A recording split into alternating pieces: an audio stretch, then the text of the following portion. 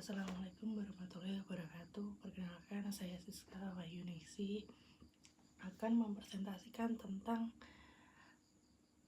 finance dan digitalisasi keuangan syariah.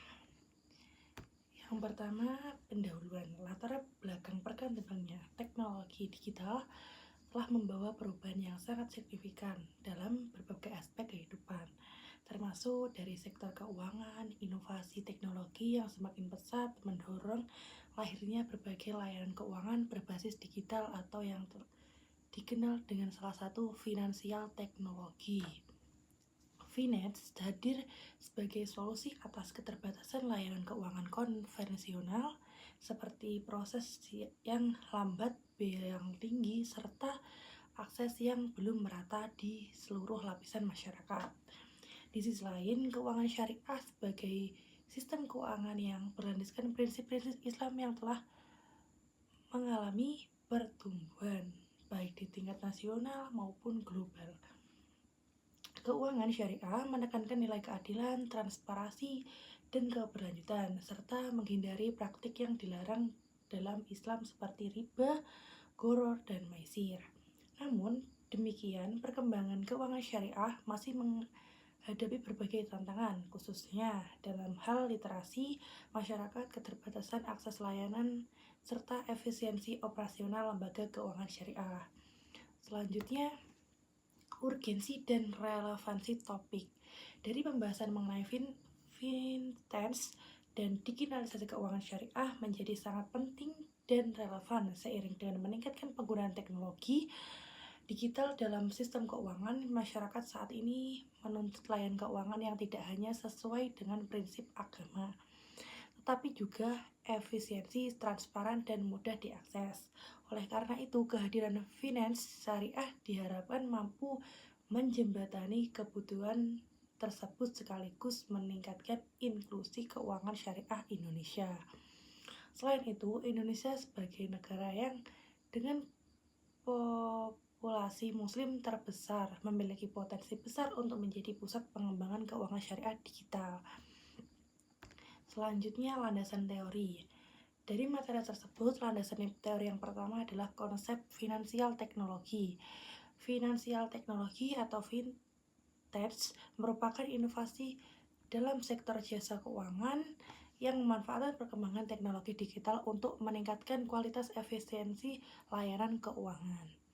Yang kedua, konsep digitalisasi keuangan syariah. Digitalisasi keuangan syariah adalah proses penerapan teknologi digital dalam sistem dan layanan keuangan yang berlandaskan dengan prinsip-prinsip syariah. Yang ketiga, prinsip-prinsip keuangan syariah dalam fintech. Keuangan syariah memiliki karakteristik yang membedakan dari sistem keuangan konvensional.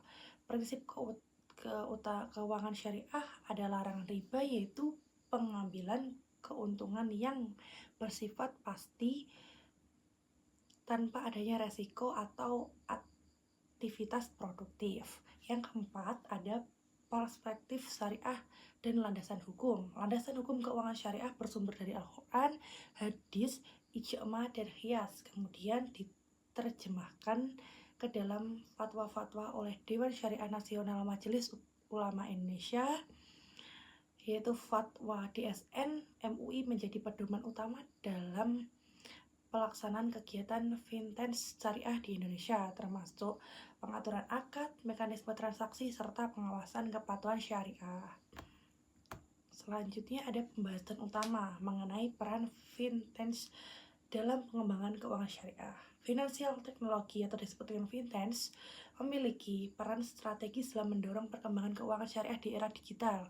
Kehadiran finansial teknologi mampu menjawab berbagai keterbatasan yang selama ini dihadapi oleh lembaga keuangan syariah, seperti keterbatasan jangka layanan, proses yang relatif lambat, serta biaya operasional yang tinggi.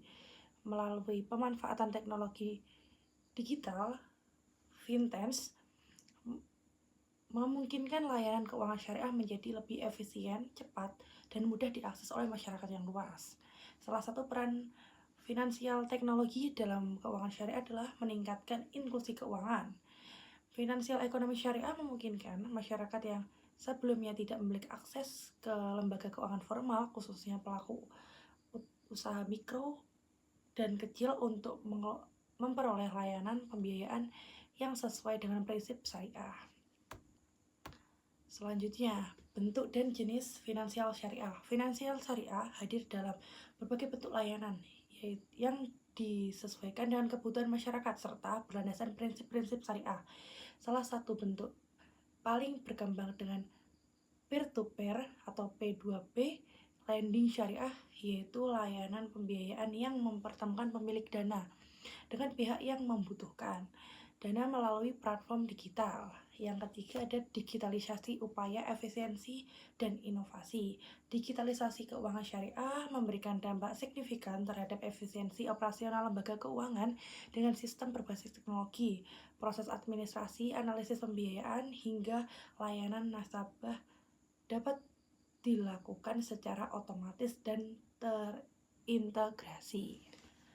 Yang keempat, ada dampak finansial teknologi syariah terhadap perekonomian. Secara makro, perkembangan finansial teknologi dan digitalisasi keuangan syariah memberikan kontribusi positif terhadap perekonomian nasional. Finansial teknologi syariah mendorong pertumbuhan sektor usaha mikro, kecil, dan menengah UMKM.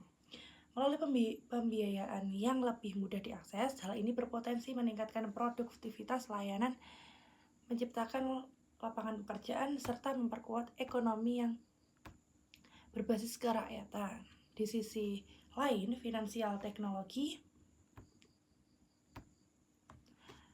syariah juga berperan dalam mewujudkan sistem keuangan yang lebih adil dan berkelanjutan.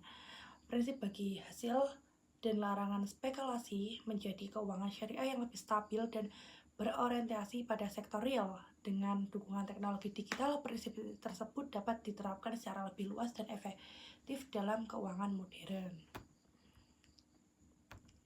Dari kesimpulan yang diambil dari makalah saya tentang finansial teknologi, yaitu finansial teknologi dan digitalisasi keuangan syariah merupakan respon strategis terhadap perkembangan teknologi dan kebutuhan masyarakat modern akan layanan keuangan yang lebih cepat, mudah, dan tetap sesuai dengan prinsip-prinsip Islam. Kehadiran finansial teknologi telah membawa perubahan signifikan dalam sistem keuangan syariah, khususnya dalam meningkatkan efisiensi layanan, memperluas jangkauan akses keuangan, serta dorongan inklusi keuangan bagi masyarakat yang sebelumnya belum dilayani atau terlayani secara otomatis optimal oleh lembaga keuangan formal.